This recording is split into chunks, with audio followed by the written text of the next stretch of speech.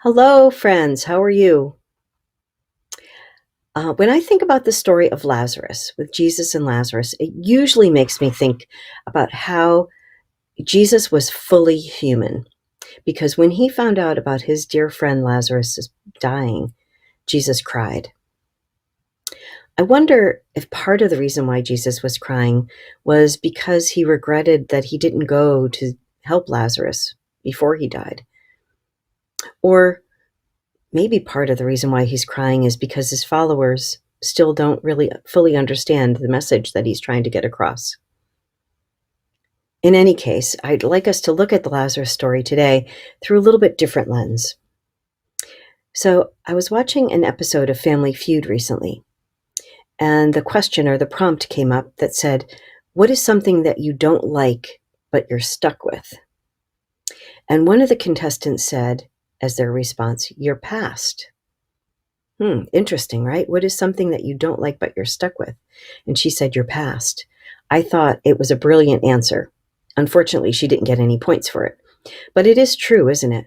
That some of us look at our past and we're not so happy about some of it, right? When Lazarus dies, Jesus doesn't just say, oh my, this is terrible, and feel horrible about not coming when he was asked, and then go and console Mary and Martha, Lazarus' siblings. No, instead, he does something to make it right.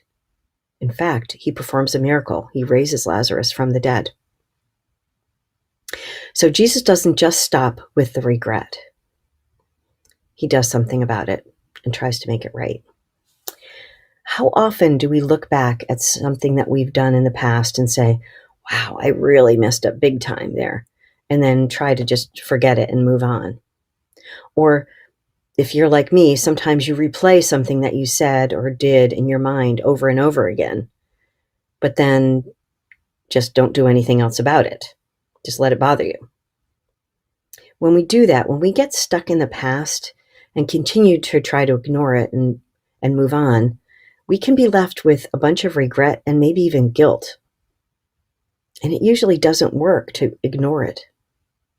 That past can weigh us down, and it really can get in the way of our relationships with other people, with ourselves, and with God. So I wanted to share with you something of, I want you to indulge me. Hopefully most of you know about the Marvel universe. I know my 20 and under crowd knows this, but the rest of you, please indulge me as I share this story with you. There's a character whose name is Bucky Barnes, and AKA he's the Winter Soldier. Bucky Barnes got indoctrinated from the evil Arnim Zola. And so he became this Winter Soldier. And as the Winter Soldier, he was forced to do many evil deeds, including killing a lot of people. Well, Bucky slowly got back his memory and then was able to fight off his programming. And at one point, Bucky got possession of Captain America's to-do list booklet. And in it, Bucky wrote down a list of all the people that he had worked for as the Winter Soldier, and also all the people he had harmed. And Bucky went about trying to avenge all of the evil doings by going after all of the bad people. But he was still plagued with nightmares about what he had done. So one day when Bucky was with the Falcon, who is Sam Wilson, his friend, fellow Avenger, Sam told Bucky that this kind of thing was not going to help him. He couldn't just go and be, taking out these evil people.